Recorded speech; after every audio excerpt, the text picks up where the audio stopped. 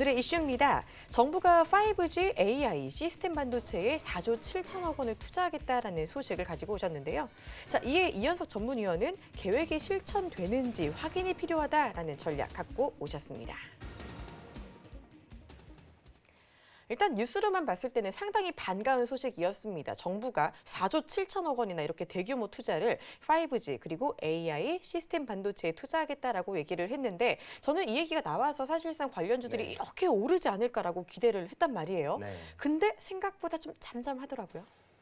네, 그랬죠. 사실 이제 뭐 어제 같은 경우에 비메모리 관련주가 좀 굉장한 좀 상승세를 보여줬기 때문에 한 번은 사실 이렇게 크게 치솟고 나서 연달아 이제 호재가 나왔을 경우 증시가 좋다면은 연달아서 다시 좀 큰 폭의 상승이 나올 수도 있습니다. 하지만 증시가 뭐 그렇게 썩 좋지 않은 상황이죠. 그래서 한 차례 크게 어떤 특정 종목들이 상승을 하고 나서 이 상승 흐름이 계속되는 그 어떤 좀 관성력이 부족했다라고 그렇게 좀 말씀을 드릴 수가 있겠고 사실 뭐 이 일본의 소프트뱅크 손정희 회장이 우리나라 방문해서 문재인 대통령 만났죠. 그래서 첫째도 둘째도 셋째도 AI다. 그렇게 좀 말을 하면서 AI 관련주가 굉장히 큰 부각을 받았어요. 그게 이제 뭐 바로 비메모리라고 그렇게 좀 설명을 해드릴 수가 있겠는데 중요한 사실은 이 손정희 회장 같은 경우에 AI에 푹 빠진 지가 이미 거의 한 10년이 넘었을 거예요. 그러니까 오래됐네요.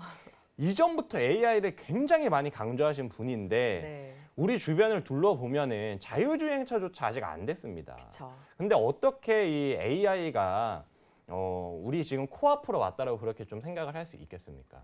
결국 가장 이제 중요한 것은 제가 이제 계속 좀 강조드리지만 러브 중에서 이제 5G 제가 이 5를 계속 좀 강조드렸지 않습니까? 결국 인프라가 구축이 돼야 돼요.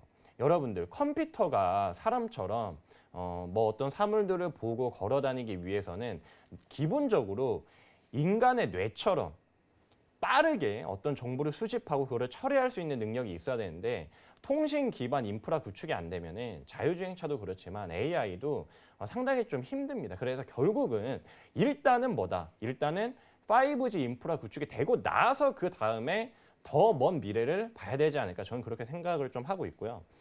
그래서 정부가 요번에 뭐 AI에만 뭐 4조 7천억을 투자한다라고 그렇게 말하지 않았고요. 5G에도 투자하고 AI에도 하고 시스템 뭐 반도체에도 하고 그 다음에 최근에 좀 급락세를 보여줬던 바이오 섹터에도 역시나 좀 투자를 한다라고 했습니다. 그러면 이 말을 들어보면 사실 모든 어떤 미래 성장 동력에 다 그냥 투자를 하겠다는 거거든요. 그렇죠. 네, 그러면 투자자들 입장에서 뭐야?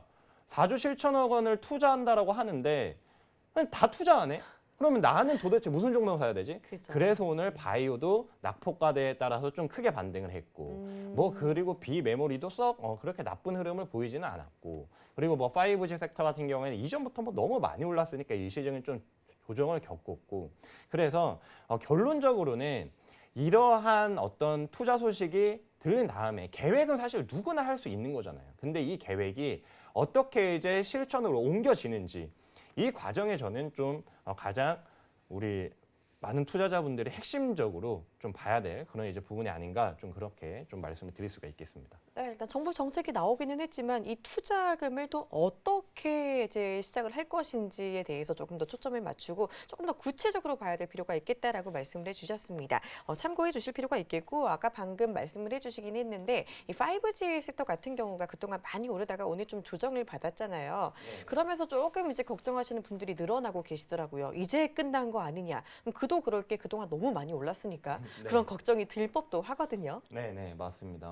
사실 굉장히 많이 올랐어요. 뭐 KMW 같은 경우에 거의 이제 뭐 저점 대비 20배 가까이 상승을 하면서 와 어떤 주식이 이렇게 단기간에 20배가 오를 수 있냐 정말 5G 대단하다. 근데 많이 올랐기 때문에 끝났다. 그렇게 이제 판단하시는 분들이 굉장히 좀 많은 것 같아요. 근데 저는 20배가 올랐어도 2배 더 오를 수 있고 3배 더 오를 수 있다. 그렇게 좀 일단 결론부터 좀 말씀을 드리도록 하겠습니다. 왜냐하면은 현재 5G 상용화 같은 경우 우리나라만 거의 이제 세계 최초로 됐고 우리나라 뒤를 이제 따라서 미국도 5G 상용화에 박차를 가하고 있지만 제가 이제 여러 기업 IR 담당자 분들께 거의 다 전화를 돌려봤어요. 근데 아직까지 어떤 미국에 대한 해외 매출 그리고 뭐 중국에 대한 매출이 실질적으로 이번 2분기 실적에도 거의 반영이 안 됐거든요. 이 말은 무슨 말이냐? 우리나라는 사실 뭐 지구본 한번 돌려보시게 되면 우리나라에 뭐 보이지도 않을 정도로 사실 굉장히 작습니다. 근데 그 바로 위에 중국 있죠, 러시아 있죠, 그리고 유럽이란 엄청 이제 큰 그런 이제 동맹체도 있죠. 그리고 바로 미국도 있습니다. 그러면은 이 나라들이 본격적으로 5G 장비를 깔기 시작하면은 사실 지금까지 어떤 뭐 5G 핵심 수혜주들이 올랐던 가장 큰 이유는 해외 이 수출에 대한 기대감도 분명히 일부분 지금 현재 주가의 가파른 상승세에 녹아 들어가 있을 거예요. 하지만 이게 실적으로 아직까지 눈에 확인이 안 됐는데도 불구하고 주가가 이렇게 많이 올랐다는 것은 분명히 어떤 이제 좀 미래를 이렇게 잘 내다볼 수 있는 그런 이제 성관을 가진 그런 투자자분들 같은 경우 미리 이런 부분을 다 알고 아직까지도 계속 좀 저는 매수 버튼을 누르고 있지 않을까 좀 그렇게 좀 생각이 되고요. 결국 중요한 것은 우리나라는 수출 의존도가 전 세계에서 좀 가장 큰 그런 국가 중 하나입니다. 우리나라 내수 시장만 보고 투자를 한다라고 했을 경우에 제2의 삼성전자 분명히 나오지 않거든요. 결국 가장 중요한 것은 해외 시장에 진출을 하는 것이고 해외 시장에 진출한 그 결과의 성적표에 우리가 좀 주목을 해야 된다. 그래서 저는 올해 하반기에는 더욱더 우리가 5G에 주목을 해야 된다. 좀 그렇게 좀 강력하게 말씀을 드릴 수가 있겠습니다. 네.